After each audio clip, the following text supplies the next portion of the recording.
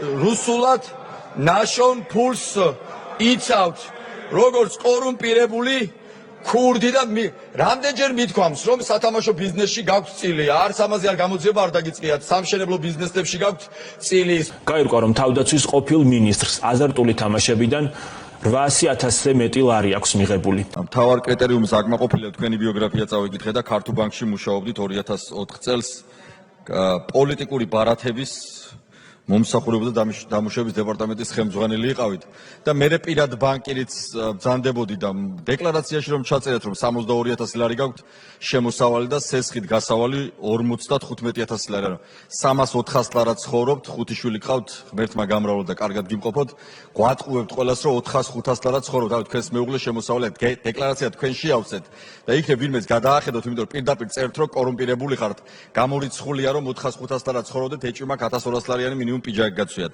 ბარებს ვინიბარებს ას ნიშნავს აბსურდია. სხვადასხვა პირები. ჰაბეიშვილის ნარატივია ეს.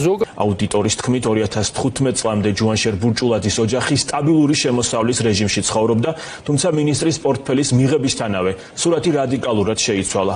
განსაკუთრებით საყურადღებოა 2024 წლის თებერვლის შემდგომი პერიოდი, როდესაც ოჯახმა 17 სატრანსპორტო საშუალება და 10 უძრავი ქონება შეიძინა, მათ შორის ბინა ესპანეთში.